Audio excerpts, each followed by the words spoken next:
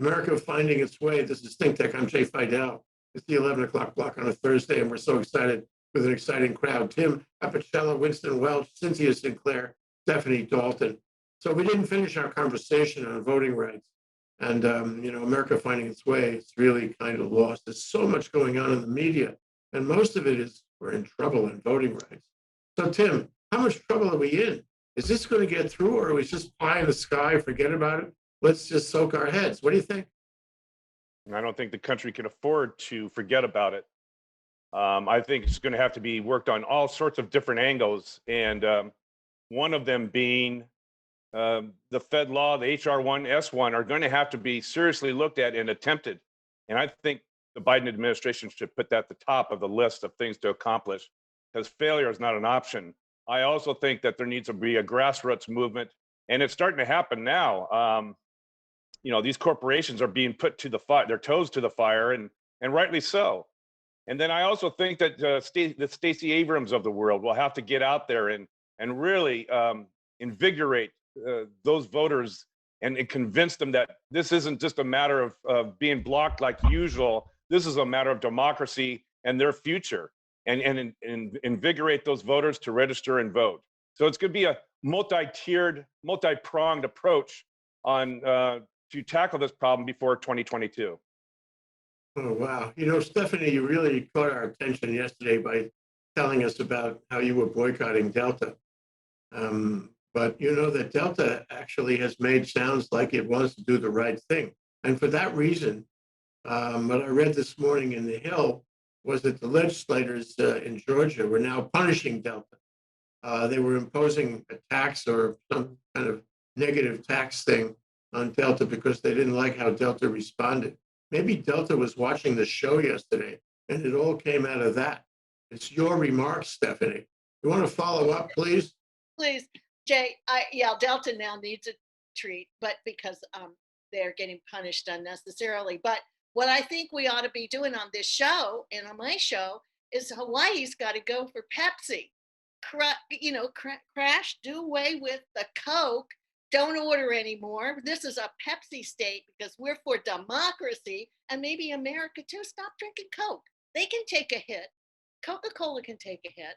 But this is what we've got to do. And Rachel Maddow yesterday on her show brought up the very question, Jay, you brought up in our discussion about whether corporations have more to do.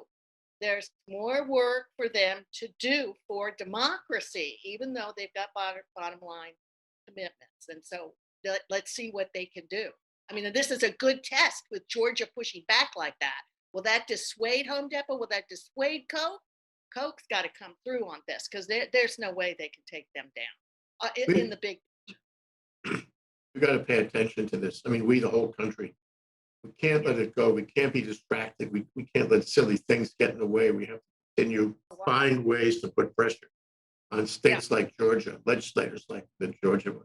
That image of the black legislator trying to get into the room where those Howley guys were signing the bill is just sticks in my brain. You mentioned that yesterday, Cynthia. It was really awful kind of thing. But what is the, I always call it the Charles Dickens Ghost of Christmas Future from the Christmas Carol book, if you remember. They talk to Ebenezer Scrooge and they paint him a picture of what it's like if he fails. And what is it like, Cynthia, if you thought about this, if we fail to get HR1, S1 through this Congress? Because there's a fair chance, all things considered, we will fail. Is the corporate maneuver, that Stephanie has talked about, is that sufficient without HR1? Well, I don't know if it is. I believe in the boycott. Like I said yesterday, I was growing up in the 70s, so I believe in boycotting. I believe there's power in it.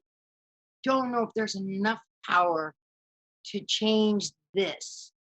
I don't know a lot of statistics about this bill in Georgia exactly. I know we went over some of them yesterday, but what I can speak to is my experience with racism in Alabama and Georgia when I lived there.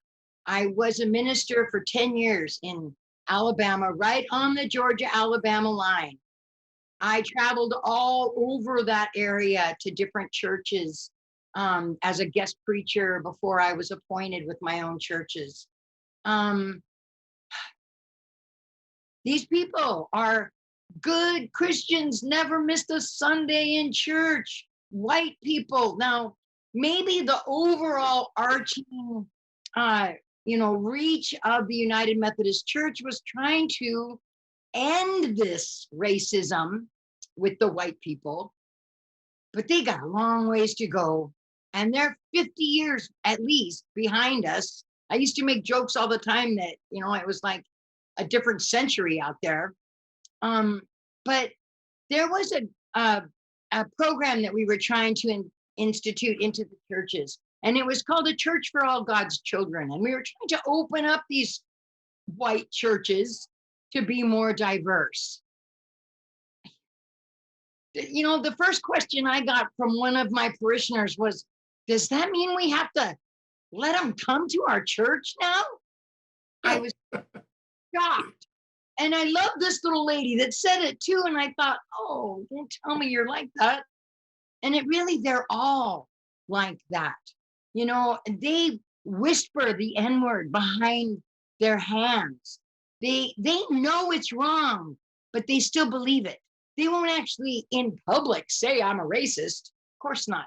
But behind the scenes, because I was white and they thought I was one of them at first, oh, they opened up their mouths and talked all kinds of nasty words and thoughts about Black people, like they're lesser people somehow. So if we can keep the Black people engaged and coming and voting, we'll be okay. But if it's left up to the white people, forget it. They'll stay in the dark ages. They will stay in Jim Crow. And sure, it's not everybody, but unfortunately, it is a majority.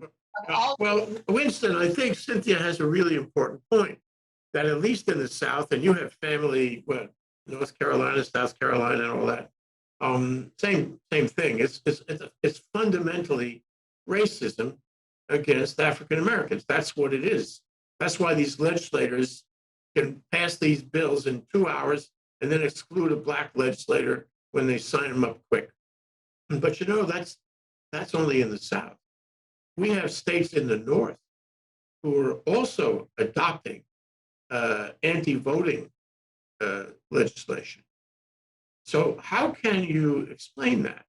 What is going on that we have racism in the South and we have, white supremacy? I don't know what drives the states in the North, but they're doing pretty much the same thing. How do you reconcile that? Well, Jay, no state or city or nation or race has a market on racism. Each race is racist against other races. It's just that some have more power than others do, and so it looks worse, when you're exercising that power, obviously, and it is worse. Remember, we're in a great experiment. We're towards a more perfect union. I sent you all an article about Anthony Blinken in I think it was New York Magazine or New Yorker. Quite a long piece, but again, if you want to inform yourself, you have to read something longer than 2 paragraphs. And it was about the challenges he faces as an American. And he was meeting with the Chinese in Anchorage, and they basically told him, "Don't lecture us," after your debacle in January and the last 4 years. And they have something to that. But he said, you know what? The difference is we're willing to look at it. We're willing to talk about it. We're willing to say, where's our mistakes and how do we do better? And this is part of that conversation. It's a way to do it better, to look at it and say, no, we're not going there. By the way, Home Depot is the largest company that's in Georgia. It's got 400,000 employees.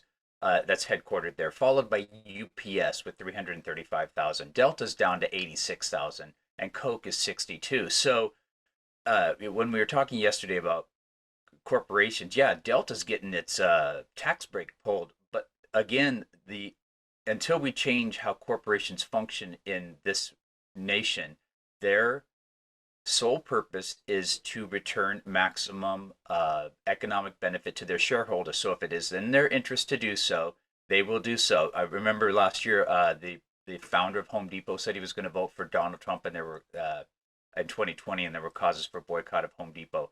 Um, did that take a hit on their stock? Maybe, maybe not. Did you still go to Home Depot? There's certain there's there. That said, you know, when Stephanie was saying she was boycotting Delta, I think they listened and they changed everything. But these companies, they have a diverse workforce, they have diverse customers, and those people do vote with their feet. And Hey, what about Amazon? What about Amazon? They're on the brink of adopting a union, accepting a union. It may or may not happen. I don't think we know the answer yet. But if they do, isn't the union a good countervailing power here? Isn't the union going to say, wait a minute, you guys, you have to, this has to be an impact company. We have to do the right thing. We're going to hold you responsible to do the right thing. Now, mind you, it's not a good example because Jeff Bezos, who I think stepped down recently, was the owner of the Washington Post. And the Washington Post is by no means a right-wing newspaper, by no means. So I don't think Amazon is a right-wing company anyway. But what I'm saying, though, is I think that there are some very big companies in this country that if they are union, the unions can have an effect on their, what do you want to call it, race policy. Oh, absolutely. And the thing is these companies are way ahead of the cities and the states and the nations. They've already implemented their anti-discrimination policies, and I think by and large they're held to it. But or they hold themselves to a standard. That said, just look at the boardrooms in any Fortune 500 company. See how many people of color are there. See how many women are there. How many women CEOs of Fortune 500 companies are there? I don't know why, but your description so reminds me of Eddie Murphy in Trading Places, that movie that was so fabulous, examining the whiteness, if you will, of the corporate boardrooms in Wall Street. But one thing I wanted to go back to, I asked you originally, how can you reconcile between the South, where you have, Cynthia's perception, her experience there, it's really anti-Black. That's what it is. It's what drives it. And then I think of the Milwaukee trial and the police in Milwaukee. And, the likelihood is that the police, beyond that one guy, Chauvin, they were racist. And I think we have racism, and it's anti-African-American racism all over the country. And thinking about my own question, I think that's how you reconcile it. It may be a different brand of racism, but it's black-white racism, isn't it? Well, it's like I said, Jay, no race has a lock on racism. Humans are inherently, they other everyone else outside of my village, my tribe, my people, my skin color, my church, my whatever. And so our challenge is to unother the other, as it were, so that we are looking for our basic humanity, our ability to excel as an individual, regardless of our external characteristics or sometimes internal characteristics. But we have a long way to go, Winston. But you know what? And one guy who's not. But look how far we've come, Jay.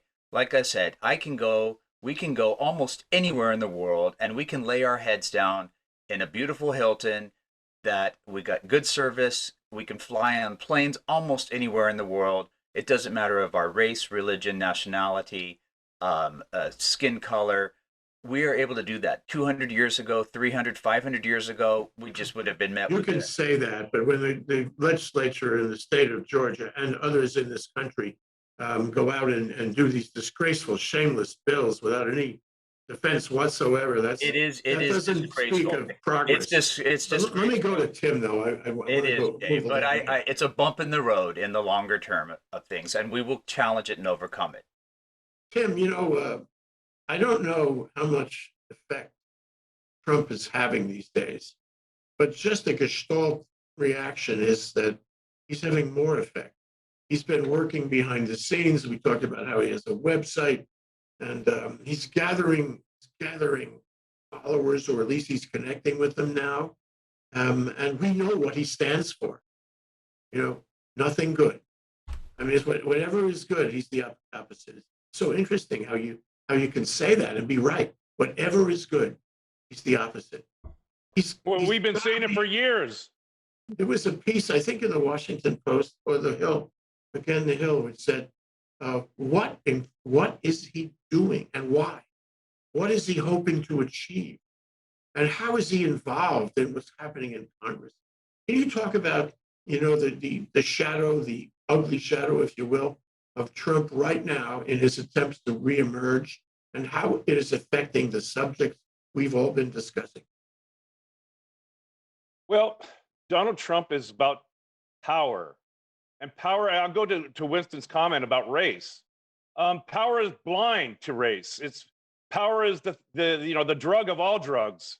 And whoever has the power, they want to hang on to it. And if they want to cloak it in racism, so be it. That's what they'll do.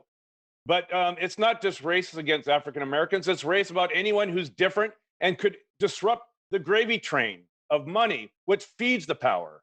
So you have to realize that racism is an institution in order to preserve the power of the power structure. And that's what's going on in Georgia. And this election really threw them for a loop.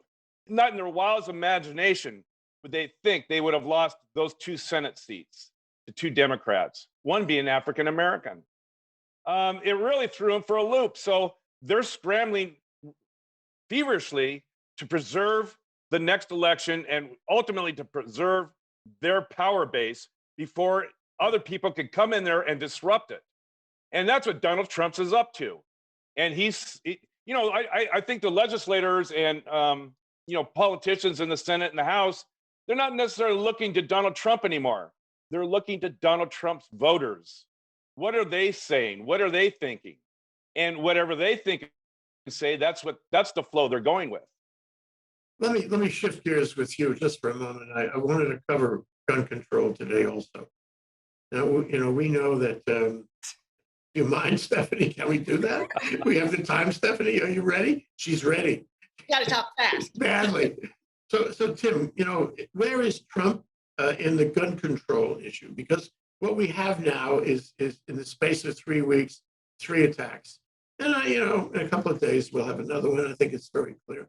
And Congress has done nothing. How can I say this in a genteel way? Nothing, nada, rien, nothing about gun control in the face of all this increasing violence.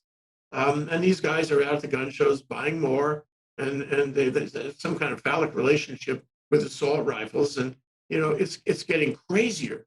And there is no limit, no containment whatsoever. And Congress is not going to do it. It's just the way, HR 1 is at risk. So is any bill on gun control. So what do we want here? What can we get?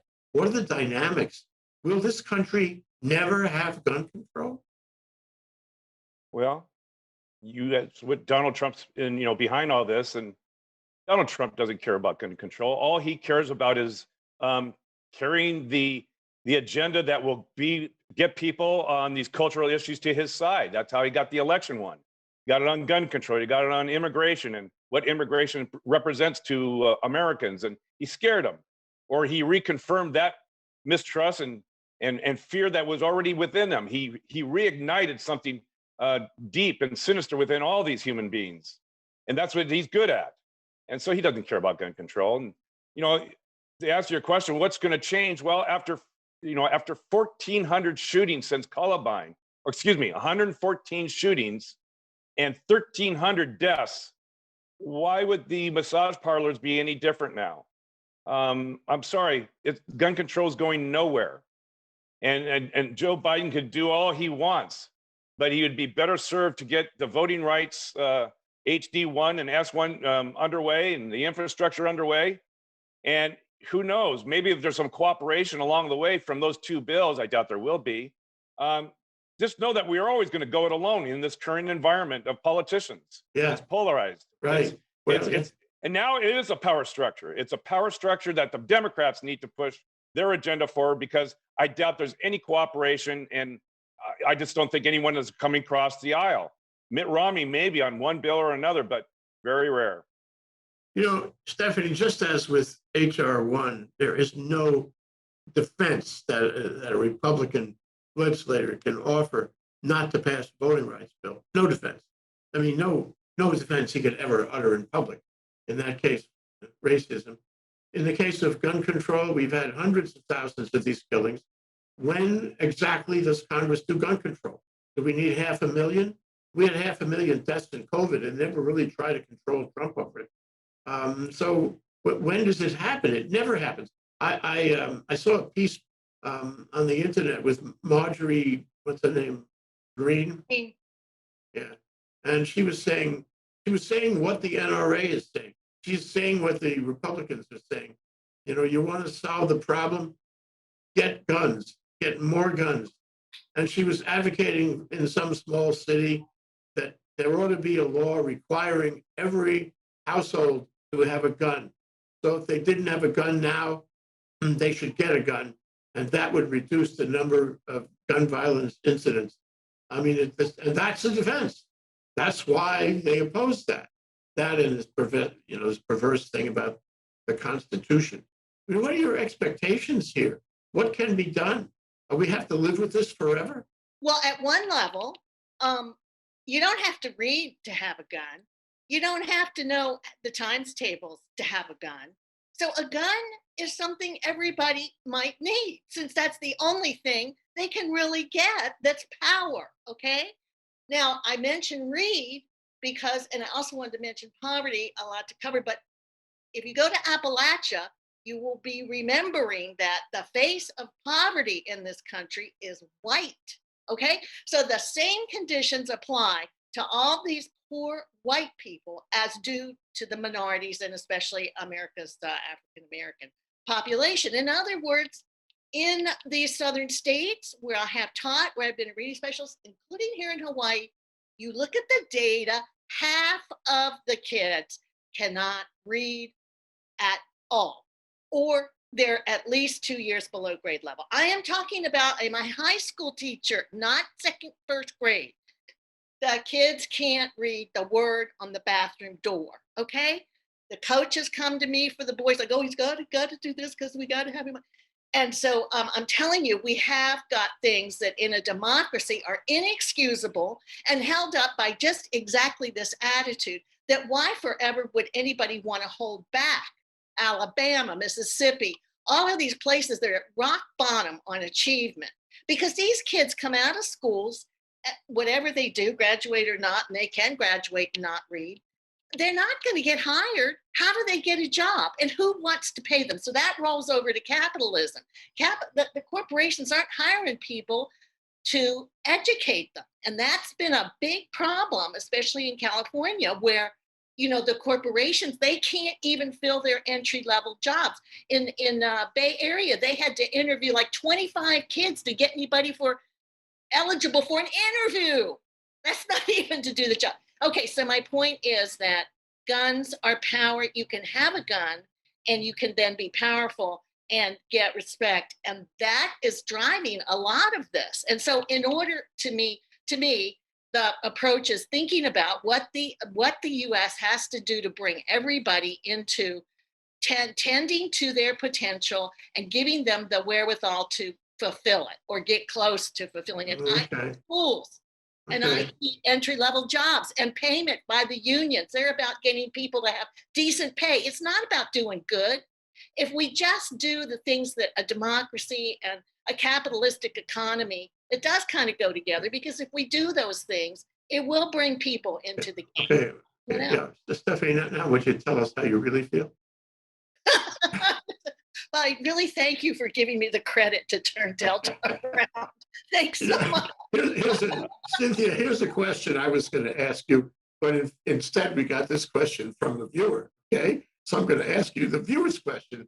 Thank you to the viewer. The shooting in Atlanta was chalked up to the shooter being a sex addict, despite the fact that he was yelling racial slurs. Why is America so allergic to admitting something is a hate crime?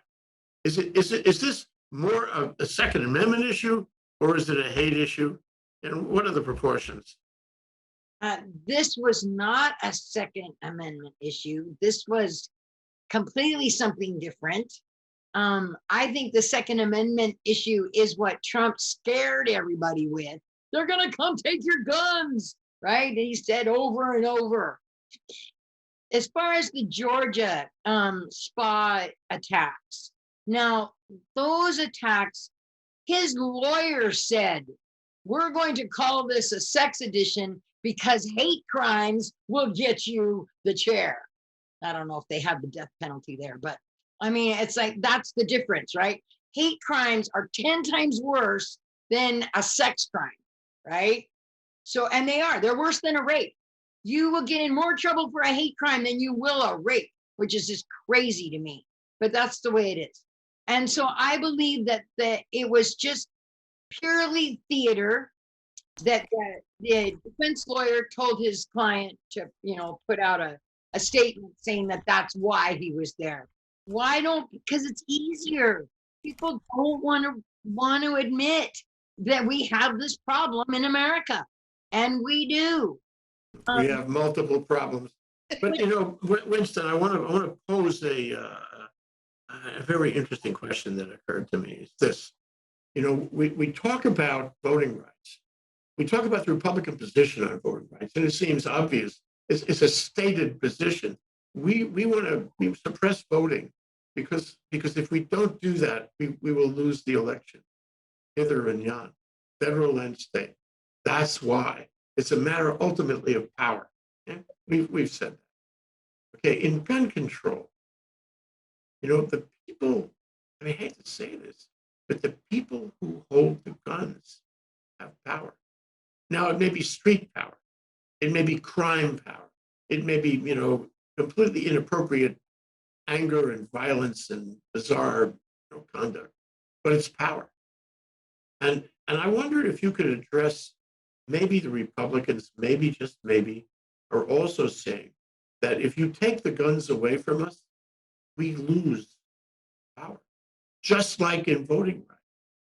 You think it's a parallel to be made there?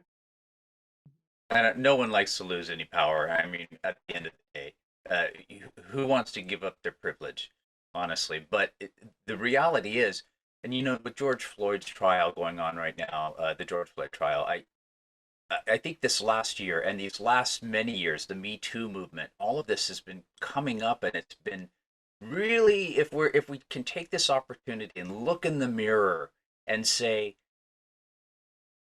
oh, actually, there is truth here, and we need to own it. And it doesn't mean we need to be guilty or ashamed or of who we are or what our heritage is, but it means that we need to recommit ourselves to a society where we want all people to excel, and where we want all people to be able to read and write and thrive. And if we don't have that, then people get afraid, they retreat, they want to buy a gun. I read something that said 3% of 50% of the guns are owned by 3% of the people. So there's some like hoarding going on with that, and that was in that just came out in the news. So didn't we say yesterday that recently anyway that there are more guns in this country than there are people? That three times. It's right around. It's about the same amount, but guns are not. We need. You could have just a show just on gun control. I mean, an entire year based on that. So and as far as it being used, is it a hate crime?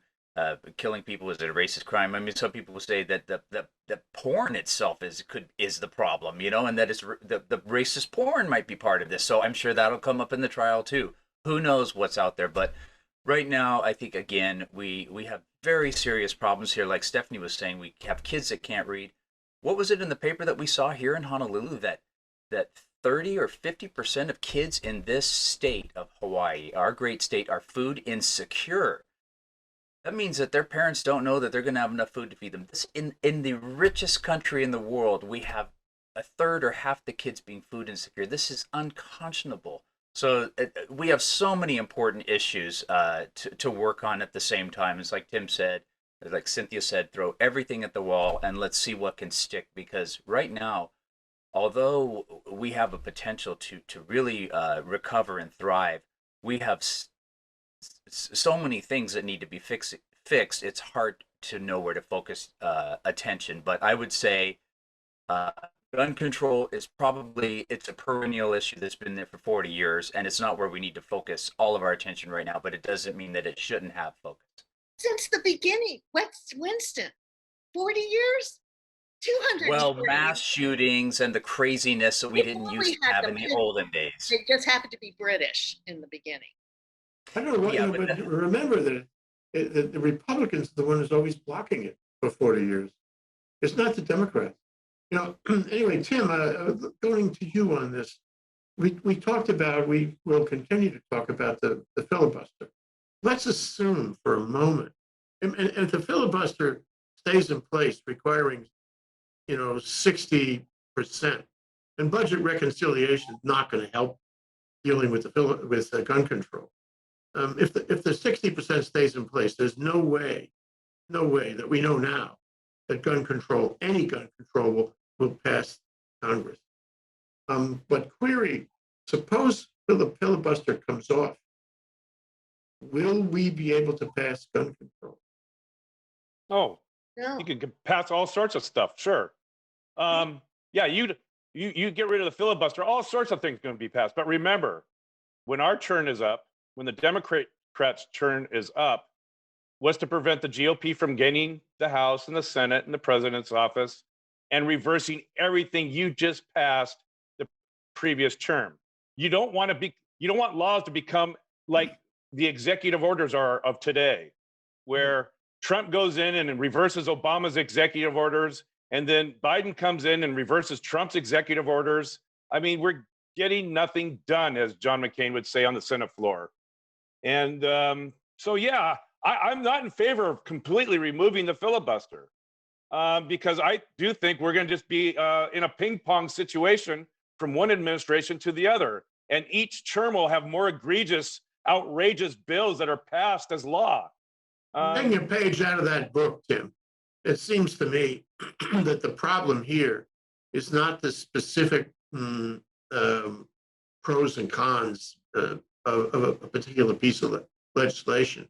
It's that every damn piece of legislation is politicized. And you can expect them to, support or oppose it based on the party they belong to. Nobody in Congress, or very few people in Congress, are operating on a bipartisan basis, especially the Republicans. Let's get at the root part of that comment. Yeah, it's been it's been polarized by politics. But what is the cause of that? The root cause, gerrymandering. And HD1S1 would get rid of gerrymandering. And that's a beginning to bring the parties together in a more consensus basis. And it's not going to happen overnight, but it's going to be a big step forward to getting the polarization out of politics. Okay, but remember, we're all mammals. Remember, social media will continue. Remember, Putin and others, bad people will continue to try to divide us. And right now, the division that we on this show have worried about for years, that division is really coming home to roost. Countries divided on everything, and it actually starts or is reflected in Congress. So everything is politicized. It's a big problem. Okay, so that said, Stephanie, we're going to talk about your last thoughts, your takeaway for the people, what you would like them to think about this week, as opposed to all other weeks. This week and forever. If we would make this democracy fulfill its promise, that will make for incredible differences in all of these topics. So if we would do for the people what needs to be done is to get them out of the hollers and out of the alleys and the hoods and get them into school early and get people to be employable at reasonable wages. Jeff Bezos, you have more money than you can spend in a lifetime. Your ex-wife's giving it all away. Pay these people, for God's sake. God's and goddesses' sake, pay these people, pay them $20 an hour. You're making more than, and it's going to get bigger and bigger. So could we do democracy, please? Let's try that. And a lot of this stuff will vanish. or seep away, I believe, because everybody will be empowered and can control their lives, hopefully. Let's try it. We haven't really tried it. Okay, Cynthia, how much of that do you agree with? I love you, Stephanie. I thought that was great. Let's try it. Why not? I agree. Okay, 3 points I want to make. One, we can't pass gun control. Period. And Manchin has already put his foot down and said no. Manchin is the senator from West Virginia, the Appalachia area. Right? They're not going to give up their guns, and he's not going to vote for it. He's already said so. So that, and I think it is a waste of time. I think it is wrong. I don't think that Biden should spend 1 minute going after gun control right now, because all it's going to do is separate people. And as it is, we're so separated as it is. Let's just focus on stuff that's going to bring us together, right? So one more thing I want to address is, the question was, how many women CEOs in Fortune 500 companies? I have that answer. 41. Oh, that many. Okay. A lot higher than I thought. 41 out of 500. Like, It's one from last year. So interesting. Okay, but that's very important, I think, to go back to an earlier part of our conversation today. It's the corporations that could step in. yes. Joe Manchin is not doing a good job. Republican or Democratic, not doing a good job. Standing in the way of gun control, not doing a good job.